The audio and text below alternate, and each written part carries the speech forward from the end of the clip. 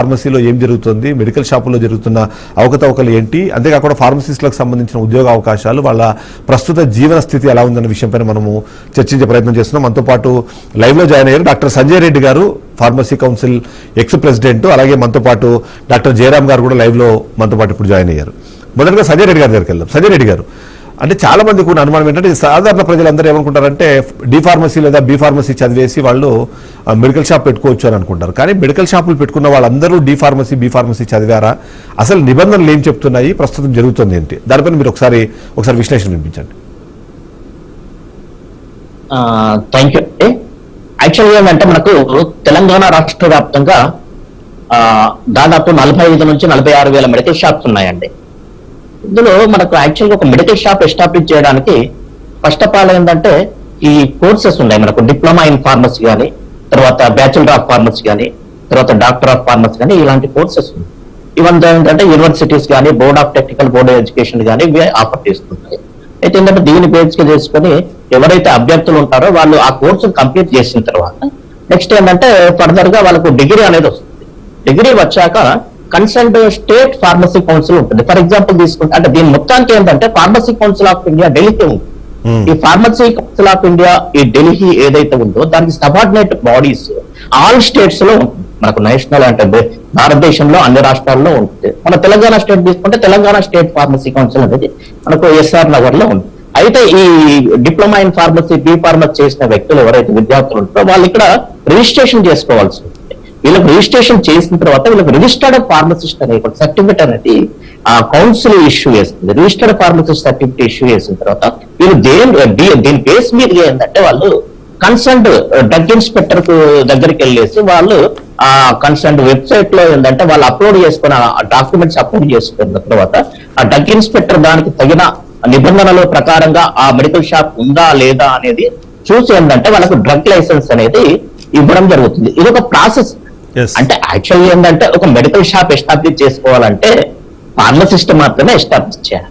కానీ ఇక్కడ ఏం జరుగుతుందంటే ఫార్మసిస్ట్ యొక్క సర్టిఫికెట్ ఏదైతే రిజిస్టర్డ్ ఫార్మసిస్ట్ సర్టిఫికెట్ ఉంటుందో అది వేరే వాళ్ళు అంటే చదువుకోని వాళ్ళు, ఏదో 10th ఫెయిల్ అయిన వాళ్ళు, ఇంటర్ ఫెయిల్ అయిన వాళ్ళు, ఏదో బార్ షాపుల్లో పనిచేసే వాళ్ళు కూడా ఈ సర్టిఫికెట్ ను తీసేసుకొని వాళ్ళ దగ్గర తీసేసుకొని అక్కడ మెడికల్ షాప్ లో ఎస్టాబ్లిష్ చేయడం జరుగుతుంది. అంటే ఒక పార్ట్నర్షిప్ కూడా మీరు క్వశ్చన్ రేజ్ చేయొచ్చు.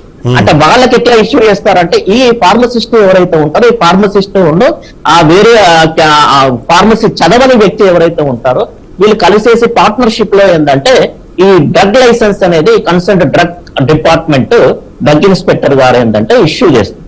దీని బేస్ మీదుగా అక్కడ ఫార్మసీ అనేది ఎస్టాబ్లిష్ చేయడం జరుగుతుంది, మెడికల్ షాప్ ఎస్టాబ్లిష్. ఎస్, అయితే మీరు అన్నట్టుగా పార్ట్నర్షిప్ అన్నది వాళ్ళు బిజినెస్ వరకు చేసుకుంటే పర్లేదు కానీ బట్ మీరు అన్నట్టుగా ఒకరి లైసెన్స్ ఉంటుంది, ఆ లైసెన్స్ అక్కడ బోర్డులో పెట్టేస్తున్నారు, బట్ ఇంకొక వ్యక్తి ఎవరో దాన్ని నడిపిస్తున్నారు. ఇట్లాంటి చేయడం ద్వారా అంటే ఆ ఫార్మసిస్ట్కు ఉండాల్సిన నాలెడ్జ్, బేసిక్ నాలెడ్జ్ కానివ్వండి లేకపోతే థరో నాలెడ్జ్ కానివ్వండి ఈ వ్యక్తికి ఉండే అవకాశం అనేది కనిపించట్లేదు. ఆ సందర్భంలో ఇప్పుడు ఈ డ్రగ్ కంట్రోలర్లు ఎవరైతే ఉన్నారో వాళ్ళు వెరిఫై చేసే సందర్భాలు ఉంటాయా? వెరిఫై చేసే క్రమంలో ఇప్పుడు 46,000 మందిని మెయింటైన్ చేయాలంటే కంపల్సరీ చాలా ఎక్కువ సిబ్బంది అయితే అవసరం ఉంటారు. కానీ అంత సిబ్బంది లేని కారణంగా వీళ్ళు వాటిని చూసి చూడనట్టు వదిలేస్తున్నారన్న ఒక అనుమానం ఉంది. దాని గురించి ఏమంటారు? అంటే యాక్చువల్గా ఏంటంటే మనకు తెలంగాణ రాష్ట్ర వ్యాప్తంగా ఏదైతే డ్రగ్స్ కంట్రోల్ అడ్మినిస్ట్రేషన్ అనే డిపార్ట్మెంట్ ఉందో ఈ డ్రగ్స్ కంట్రోల్ అడ్మినిస్ట్రేషన్ అనే department drugs and cosmetic act 1940 rules 1945 నిబంధనల ప్రకారంగా పనిచేస్తుంది.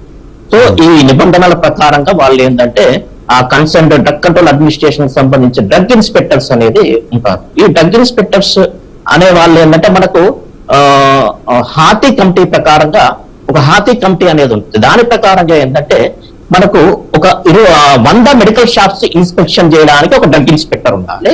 అదే విధంగా ఈ డ్రగ్ ఇన్స్పెక్టర్లు ఫార్మా కంపెనీస్ అంటే మందులు తయారు చేసే కంపెనీలను కూడా ఇన్స్పెక్షన్ చేస్తారు. ఆ విధంగా తీసుకుంటే మనకు 25 ఫార్మా కంపెనీలు ఇన్స్పెక్షన్ చేయడానికి ఒక డ్రగ్ ఇన్స్పెక్టర్. అంటే ఫర్ ఎగ్జాంపుల్ మనం ఒక చిన్న ఎగ్జాంపుల్ తీసుకుంటాం.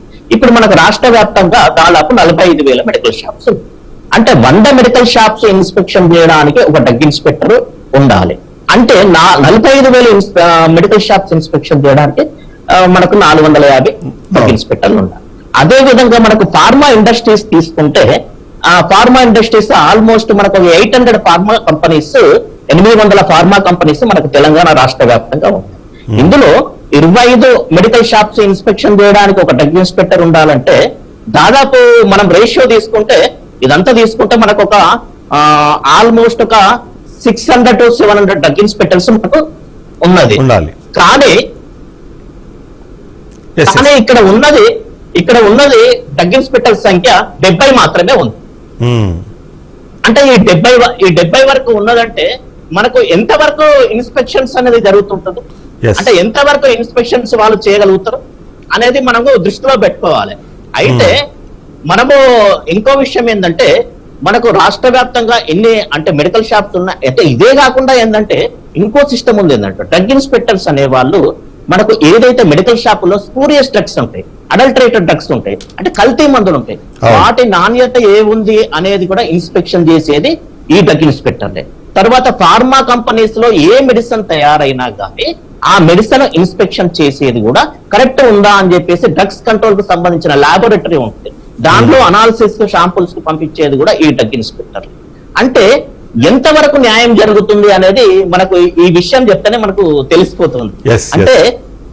అంటే ఇన్స్పెక్షన్స్ కూడా అంటే ఇన్స్పెక్షన్స్ 800 మంది ఇన్స్పెక్షన్ చేసే ప్లేస్ లో అంటే దాదాపు 800 ఒక 600 మెంబర్స్ ఇన్స్పెక్షన్ చేసే డ్రగ్ ఇన్స్పెక్టర్లు ఇన్స్పెక్షన్ చేసే ప్లేస్ లో 70 మంది ఎంతవరకు చేయగలుగుతారు, ఎంతవరకు జస్టిఫికేషన్ ఇవ్వగలుగుతారు?